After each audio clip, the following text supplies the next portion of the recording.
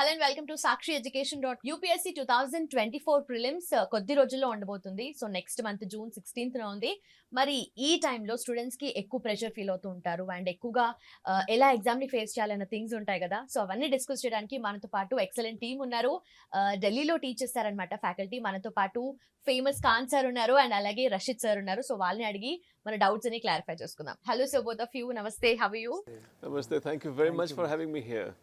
Okay, sir. So honored also, and so prelims is going to be in few days, and in this point of time, students will be facing lot of issues, and particularly I have to mention about the mental state of people. The aspirant is different in this stage. So, what do you suggest them?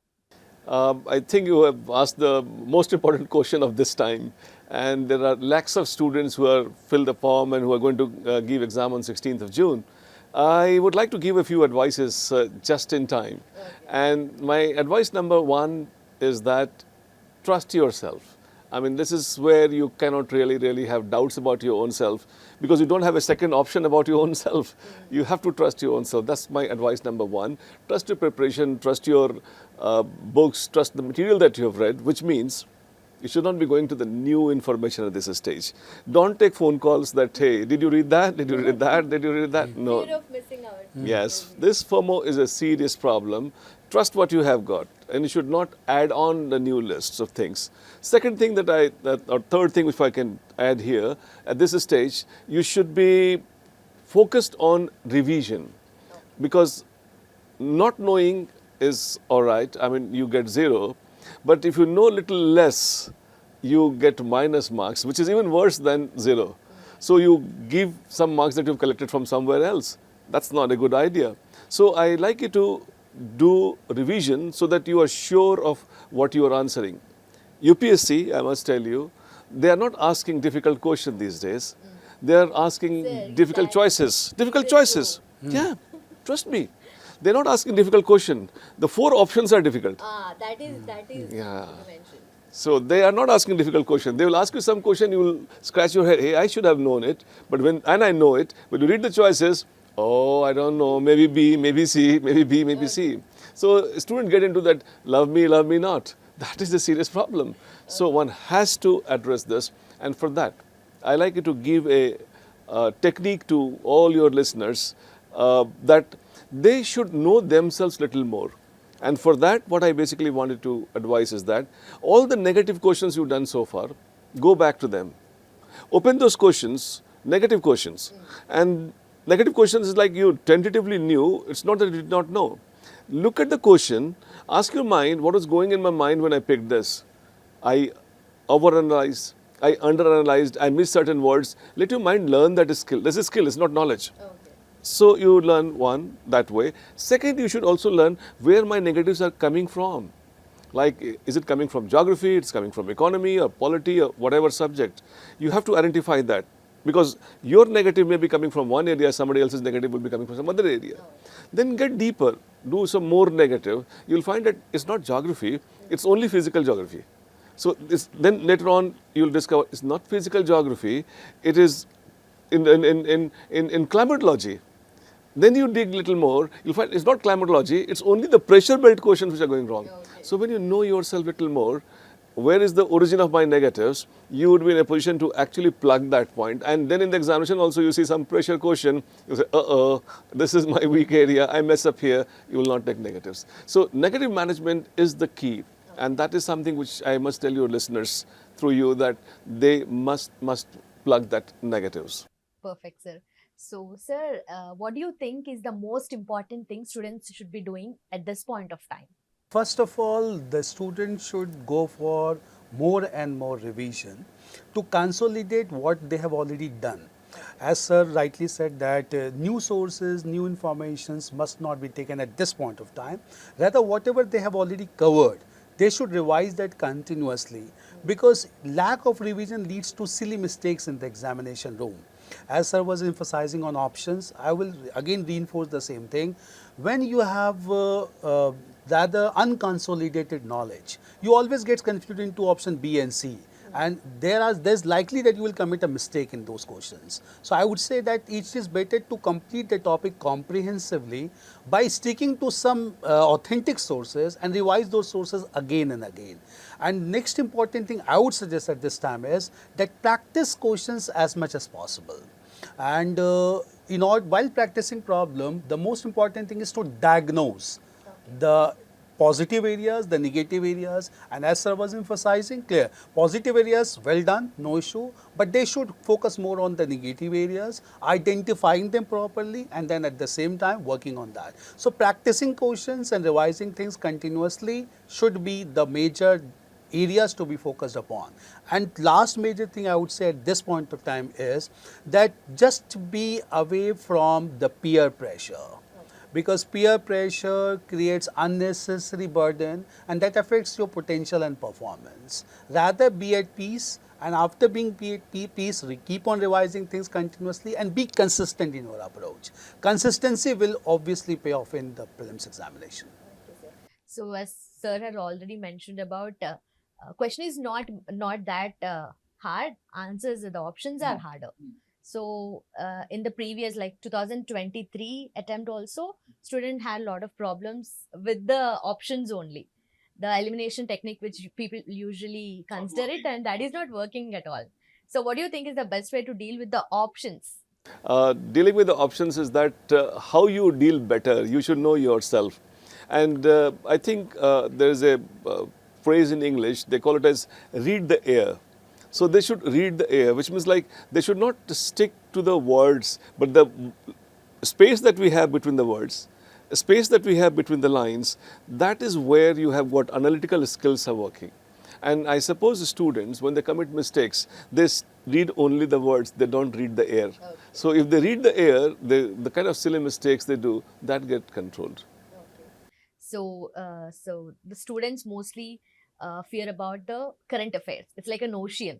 So at this point of time, current affairs is very important, and how it should be revised. We have an expert on current affairs, Rashid sir, and he would definitely like to speak on this.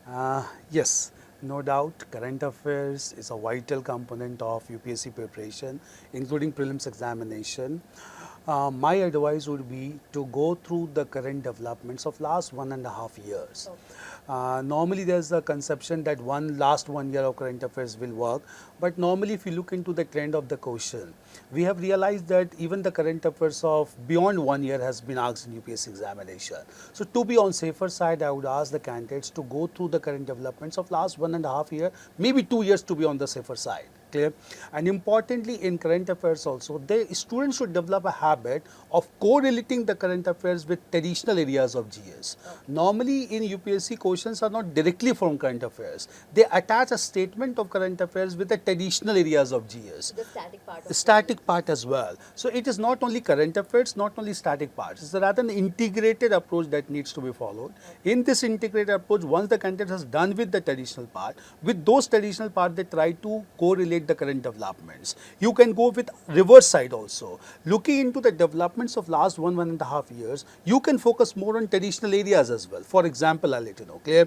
If any set of temples has been included in the list of World Heritage Site, last year we have included some temples from Karnataka, clear? So temple architecture is an important topic of our history also. So they need to prepare temple architecture from this perspective. Shantiniketan has been included in the list of World Heritage Site, so they should know about Rabindranath Tagore. So traditional areas should also be prepared, keeping in mind the current developments, because the examiners who are setting the papers, they are well versed with current developments, contemporary issues. So they try to correlate history, economy, polity, geography with the developments going around us, clear? Like forest fires on Uttarakhand, clear? What could be the major human-induced factors leading to forest fires? That can be a question of environment and geography, but that is happening in current developments as well. Chabahar port that is taking place, Gwadar port, clear? So my point is current affairs can never be neglected. My advice is that candidates should go through at least 1.5 years back current developments, correlate with the traditional part, the static part, and then can have an integrated approach. Okay, perfect, sir. Well said. Sir, may I know your journey and also your association with UPSC, CSE teaching? It's a long journey, but I'll give a short version of that. I started my journey of teaching in a college in University of Delhi in 1988, long time.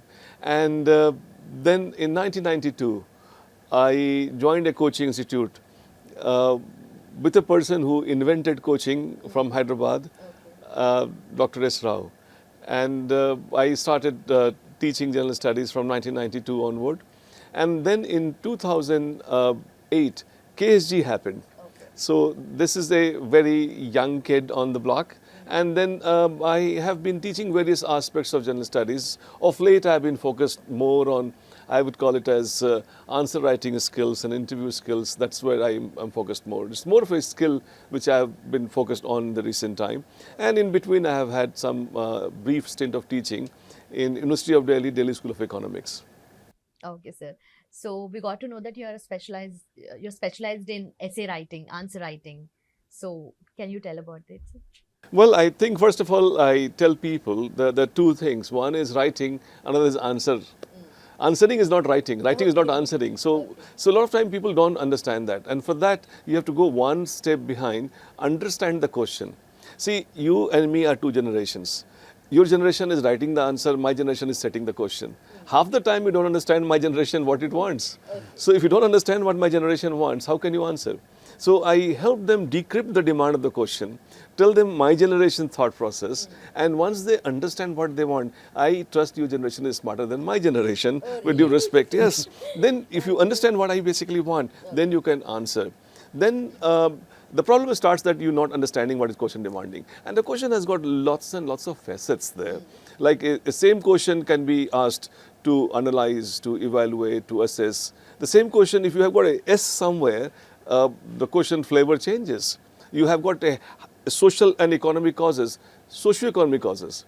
I mean, hyphen makes a whole lot of difference. So there are very small things that we have got. And then I tell those students about my experience, a journey of 30 plus years, and then help them understand that, A, and B, the most important, and where KSG is like actually a differentiator, make them practice. Because if you know the technique, I mean, if I say there are only 7 notes, do, re, mi, fa, sol, la, ti, and that's all. Sa, re, ga, ma, pa, da, ni, finish. But then it takes a lifetime to master that. It takes a lifetime to master do and re and mi. So what we basically do is that make them practice a lot under the expert guidance and tutorship, that we try and ensure that they actually sing it correct. And that's not going to happen in one answer, two answer, three answer, several hundred answers. And I am so proud of saying that some of our classroom students, they end up getting highest marks in the country. And not just once, not just twice, not just thrice, so many times. Almost every year, not one student who gets highest in all the papers, but every year we have got some student from the classroom that would have got highest in the paper from one center of KSG or other. So that is something which is what we take pride in. Do, re, mi, fa, sol, la, ti is what you have, sa, re, ga, ma, pa, da, ni. So that is what is the notes. And we have got answer writings, do, re, mi, fa, sol, la, ti. Answer writing, sa, re, ga, ma, pa, da, ni. Because there are two things in answer. One is content. Students are only bothered about content. I have got content. It's like writing the songs, wordings, I can be a singer. No. If you have understood Sa Re Ga Ma Pa Da Ni, you can possibly sing any song. Even if you don't know the wordings, if you just hum and then still people will clap. And that's what we teach them, that what is the Sa Re Ga Ma Pa Da Ni of answer writing, the notes of it, and that's the secret. I won't tell you straight away. You got to know that I am about to ask that. Yes, that's a secret. Actually, it takes a lot of practice. It's going to take a lot of time to master. Started with one that I gave you. Understand what my generation wants. There's something which I basically ask you in the form of question, and something which is there in the back of my mind. Since you are curious, let me explain a little more on this. See, if I ask you, today we are sitting in your studios, it's a beautiful weather here, everything is nice. And if I ask somebody outside the studio and ask the person, what is the weather? He would say like, sir, it is very hot day. I'm satisfied because from that person I expected that. I ask you on the street, what is the weather outside? You look at your mobile and then you'll say like temperature is this much, sunrise is this much and sunset is, I'm satisfied. Same question, different answer. Then I meet another person who happens to be a meteorological scientist. Now I ask that person, what is the weather? He says like sunrise is this, dew point is this, relative humidity is this, and sunset is this, and then wind is blowing from southwest direction, and then the wind speed is that much knots. I'm equally satisfied. Imagine now, I had the same question, I had 3 absolutely different answers, my equal satisfaction because my expectation was different from different people. And I didn't tell that, I just get the same question. So when you are asked the question in UPSC, one, you know the answer, but whom you are being answering to, that person expects you are the future bureaucrat. So even if it is not there in the question, my expectation is that, is she giving me that answer that how many degrees that we have in Celsius? Or she is just saying it's very hot. So if you say just very hot, question was same, I'll be satisfied, but will not give you marks. Because my expectation is different. My expectation from the scientist is different. Expectation from a person walking on the street is different. So you have to basically travel beyond the demand of the question, meet the expectation of the question setter, and you rock. This is just a glimpse of what I basically do as part of the total exercise. Okay, what do you think the aspirant should do to master answer writing? If they're not meeting me, they should simply practice. Practice, practice, practice. The 3 things they should be doing. Number 1, practice. Number 2, practice. Number 3, practice. And with practice, you get better. Even if you don't know ragas, a lot of Hindi song singers, they are not trained so much, but they practice so much, they can beat a trained person also. So nice, sir. So let's go by order, subjects order I'm saying. So geography, history, and mentioning about history, it's a mystery. So how do you think aspirant should be taking history? Because, you know, we'll have a lot of dates and years and to remember everything. We have the architecture, culture and architectural thing also. So what is the best way to deal with it, sir? See, as far as history as a subject is concerned, it's normally a misconception that it's a dry subject. It's about memorizing facts, figures, dates, names, rulers, places.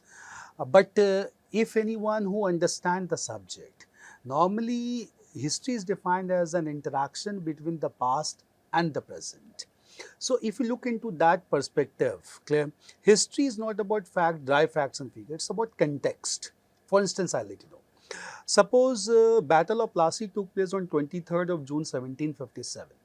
Now it's a fact, it's information.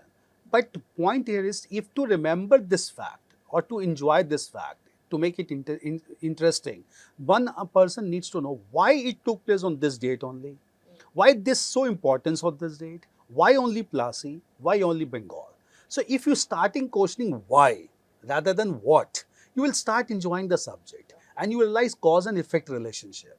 So once you develop this cause and effect relationship, enjoying the context, you will enjoy the subject also. But if you go by only learning or rather memorizing the facts without understanding the context, it becomes a dry and monotonous subject. So history is not a mystery, it is rather a myth. History is very interesting in nature to know about our own selves, because as Sardar Vallabhbhai Patel said, we can ignore our history only at our own peril.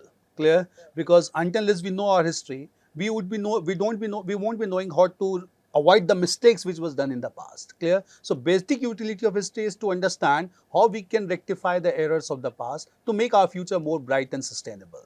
So it's about context, understanding the context, why and how, rather than merely what. That makes history interesting. Okay. So people will be taking history as optional also. So what do you want to tell about it, sir? Again, same thing, clear, because as an optional, history is quite popular these days, and this subject has been performing really good. This time also in top 10 we had candidates from history optional, and this optional is largely focusing on historiography, the trend that is going about history right now, like subaltern scholars and all. So subaltern scholars like Ramchandra Guha, they mentions about Naxal movement, they mentions about failure of land reforms. So history as an optional really teaches you the depth of the past that has taken place. And with that depth in historiography, you gain mastery over the subject. And that is why history as an optional becomes very important. And lastly, because the subject has got large synonymity with GS. The overload of GS automatically get reduced if anyone goes with history as an optional. Okay, major part of it will be covered in the GS. Okay. So talking about optional as well. So anthropology and sociology, people are usually in this current like last 5 years they're taking anthro and sociology as optionals.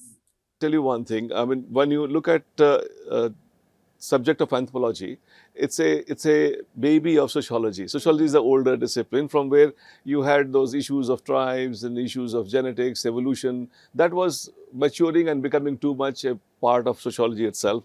So they came out as a separate discipline. It's a new discipline, very popular, and I find that if you need to decide as to who should take and not take, both the subjects have got very short sink-in time, which means like anybody can take it and then in a short span of time can complete it also. But then when it comes to anthropology, normally I've seen the students who believe in this is it kind. I mean, scientific students, genetics and those good portion is there, where you don't have much of interpretation. This is it and that's it. If you have that kind of temperament, you should go for it. But if you are more of those analytical person and you like to theorize and appreciate thinkers more, I think you are meant for social issues. Anyway, sociology, you don't have escape. If you read sociology and anthropology, as such, you're going to use in paper 1 to paper 4, essay paper, everywhere they're useful, and both of them are very popular optional in the recent time. Okay, okay. And also, what is the correct time to choose optional, and what is the best way to choose also? Correct time to choose optional, I would say, is 1 year before the examination. Normally people, unless they are taking the one that they studied, like they are doing BTech in civil engineering and they want civil engineering, they can possibly continue with their graduation only. But then if they, after doing civil engineering, they want to take something else, 1 year before is the ideal time that I would imagine. And 1 year before, let's say for example, this year by December, somebody should have read optional, ideally, maybe January, February also allowed. But then ideally, they should have finished by December if they give exam next year. And how to decide? Well, I suppose they should spend some time with different optionals that they may have decided upon and know what is their liking. And once they have decided, after spending some time with each one of them, they should commit to it. And I must say, once committed forever. There may be some problem in that, irrespective. You can. But often aspirants changes, no? No, I would normally not advise. But then, if you have given yourself fair chance, 2 times, 3 times, and it doesn't work for you, then you can possibly change. But otherwise, normally try to fight the odds that you have got, because you have decided, not somebody else has decided. Mostly such students who decide based on somebody else's advice, they change. So you should decide on the basis of your liking, your awareness of the past, GS overlap, ongoing trading, support material available. These are the factors based on on which you can decide. But most important would always will be your liking. If you like something, you always excel. So what do you think about PSIR, sir? Because these days IR is so trending. Yeah, PSIR, I would imagine, is one of the biggest portion of GS also, and that's one reason. That the GS overlap. Yes, paper 2 primarily around that only. So, a lot of reason why people take PSIR. But then, if you are actually willing to read more of that, you should take it. Ask yourself one question. When I am sleepy, when I am most tired, which is one subject I would like to read? If the answer is PSIR, please take it. Okay, sir. So, and also polity and economy plays a very major role, and these days environment is also taking a very big portion in the prelims. So what do you want to say about it, sir? Yeah, there are 5 to 6 topics to be prepared in prelims examination. Polity, economy, environment are prominent ones, no doubt. I would say that these areas to be done thoroughly. Polity, last time also there were good number of questions. Here I want to emphasize on one thing, that polity, the questions which are being framed are quite in-depth and conceptual. These days the questions are not factual in polity as it used to be some years back. So relying only on 1 or 2 sources, which are the popular ones everyone knows, I would advise to read some good textbooks on polity, like a textbook written by Subhas Kashyap or D.D. Basu, that gives you in-depth analysis like union legislature and judiciary, because questions are not superficial these days, they are very in-depth. So obviously I would advise that don't stick to the popular books available, but rather go through the important textbooks as well. Economy, the questions are more current based. So you need to be well prepared about the current developments in economy, including economic survey released by Ministry of Finance, then the budget forecast also, and government schemes that are mentioned, Yojana and Kukshetra also. We also emphasize largely on current affairs related to economy in our classes as well. And lastly, the environment section. Environment has got components like biodiversity, then certain protocols at national, international level. So these protocols are quite popular, like UNFCCC, we have Conference of Parties. So all these things needs to be prepared thoroughly. Biodiversity seems to be a tough because obviously we have got large amount of diversity in our country. Candidates should focus more on protocols related to environment and then biodiversity. In biodiversity, they need to focus on certain hotspots in our country, like the Western Ghats of India, the northeastern part, the Himalayan region, the migratory birds and all, clear. Because And questions, not just India. Northeast India, because we have got huge amount of diversity with respect to fauna. So obviously questions can be tackled from those areas which are asked frequently in our examination. So these are the areas to be focused upon, apart from the other areas which should not be ignored, like history, geography, then current issues of national international importance. These are other areas that needs to be focused. Okay. So coming to PYQs, sir. So people will be referring PYQs from the past 5 years, 10 years. So what is the best way? I suppose PYQs you should not restrict it to a particular date. You should do as much as you can do, can go as far backward as you can, because that's the only way you can peep into the mind of the question setter. What kind of questions they're coming, what kind of issues they're lifting. Maybe some current affair questions become irrelevant with time. But ultimately, you get to peep into the mind of the question setter. And that is very important. And few questions will be also like they'll be picked up from the static part. Like for example, in polity, about constitution and preamble. Definitely one question will be there from it. So there's a trend like that, sir. Yeah, I think there is a trend in UPSC. And the only trend I have seen in 30 years is of no trend. That's very consistent trend that we have got. So I think the students who swear by the trend, they always are not happy. So maybe some people who may have started preparing in the last 3 years, 2 years, or some people who have got like 5, 6 years of experience of teaching, they see a trend. I've seen such a huge long time of this. I see the only trend is of no trend. But at least, aspirants will be thinking in that way. It's better that you prepare and then go there with your full preparation instead of swearing by the trend, last year like that, this year like this, that year like that. I mean, I think I've seen that UPSC tries to take the best mind of the country, not a person who is possibly following a particular trend and a thread and then giving an answer. Okay. And like most of the people also know, and I mean, you will be also agreeing with this. UPSC is majorly about elimination game, not selection game. What do you think about it, Answer? I personally would not believe too much into that. It's not eliminating. Well, of course, the nature of examination is like that. So they're selecting people. I mean, I would say that they're looking for the right people. And those who do not get selected, they have a reason to say the UPSC is only eliminating because they got eliminated. So can you talk to a topper and ask that person, were you eliminated? I said, no, I was selected. So it depends how you look at the things. You look at half glass empty or half glass full. So this is actually a point of view. That's a perfect example. And like most of the people, like 98% and 99% will be failed. Then what is it? Well, I don't know if I should answer it this way, but let me say 99% people fail. It's definitely less than 2 points I like to tell you. It's definitely less than 100%, no?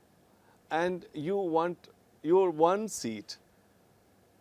And in 1%, one seat can fit in, no? And I'll tell you, I hope you don't mind this way, 100% people die. Not 99% people die. 100% people die. So do you think you stop leaving? Okay, no. You don't stop leaving, even if 100% people die. So here though it is only 99% fail. 1% is still pass and 1% is more than your requirement. That's the way. So it's not half glass empty, it's not half glass full, I'll fill it. That approach that I would like you to have, that my 1% is definite, pakka, nobody can take away. You go with that. I will leave, no matter I'll have to die one day. I will leave today. That's the way to look at life, and that's the way I look at it. Yes, and this thing called aspirant should be knowing everything under the sun. So what is the kind of approach we have to look at it? Can anybody ever know everything under the sun? Of course, it's not possible. So why trying that? You keep trying, and it should be more than the others. The day it is more than the others, you are picked, and that's it. You cannot really, this is an excuse some people take, that I have to learn everything under the sun and then everything under the sun. What happens when the sun is on the other side of the planet? You have to still study. So you try your best, give your 100%, no matter how much you are able to do. You are done more than others. You actually, let me clarify one thing. You are not in competition with anybody else. Just understand this carefully. Because in this examination, a competition starts from a point, ends at a point. So like it's a fair competition that you have got. But what happens if somebody joins from here? That's what life is. What you have got in the ring, if the lightweighter is fighting with a heavyweight, it's a competition. This is what we have got. In the exam that you set, Lumbini, you will have somebody giving third attempt. Already an IPS and wants to give for IAS. Somebody who's giving first attempt. So it is actually no competition. Let me clarify you. This is actually no competition. They call it all India competition. Sitting in Hyderabad, how can you compete with somebody sitting in Itanagar? How can you compete with somebody in a race when you're running? You see who is ahead, who is behind, and you're competing. So it's actually no competition, no all India competition. It's actually meta competition. The only person Lumbini can compete is Lumbini herself. So you are competing with your own self, and it's not all India competition. It's a meta competition. You're fighting your laziness. You're competing with your doubts, you're competing with your uncertainty, you're competing with your own dreams, you're competing with your own odds. Odds are positive odds, negative odds. So the only person you're competing with, you yourself. And that's what is meta competition. If somebody internalizes this, stops complaining about anything. Because if I failed myself. I could not make better version of myself. Because the other person, I was not competing because that person was joining from here. How can I compete with that person? I was only competing with myself. So you should try and understand, this is called meta competition. So try internalizing the meta competition, it really works. Meta competition. Yeah. So there's a major thing, like most of the toppers, aspirants will be listening to the toppers talks and videos and all. So they'll just mention about their attempt. Few people will be mentioning about like this is their first attempt, but they'll not tell about the time they have put in. The kind of effort they have put in. Some people will be studying since childhood also. So they'll not mention it.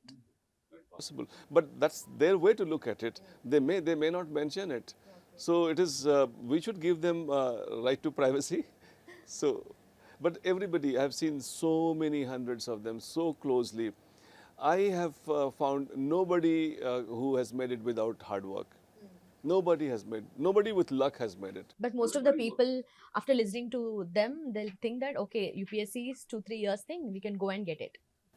So it is actually like that. It's actually like that. But whom are you competing with? Again, the same point, meta competition. Meta competition. Yes. Okay, so what is the amount of time one should invest in this preparation, sir? It's a very difficult question, but then I have several times I've been asked this question. 3,000. What, 3,000? If you ask me, I'll say 3,000 hours. But then it is not that where these 3,000. Correct lane. Lane is important. You have to do your best. I mean, that's what is important. But best where? Best in what? So if you ask me how many hours, I'll say 3,000 hours. 3,000 hours in the right direction. You can possibly complete this 3,000 hours in right direction in 1 year by 10 hours per day approximately, or in 2 years. Exam itself is more than 1 year. So from your preparation date to the final result, this is 3,000 hours in the right direction, you're done. Talking about CSAT, which is like most of the times it's neglected. So what do you think is the right way to approach, sir? First of all, Lumbini, ma'am, I just want to emphasize, CSAT must not be ignored, because until unless a candidate qualifies the CSAT paper, his GS marks remains to be meaningless. So obviously when you want to qualify prelims, you have to qualify CSAT first, and then only your marks of GS will be recognized and counted. CSAT initially was taken lightly by the students, but of late, if you look into the paper, the quality of questions has changed a lot. In fact, it has become a really difficult paper, and UPSC wants to maintain the sanctity of CSAT paper. So students should not take it merely as a qualifying paper, but they should realize that without CSAT they cannot enter the door. So obviously CSAT has to be taken very seriously, and one point of caution is that it should be taken very seriously by engineers also.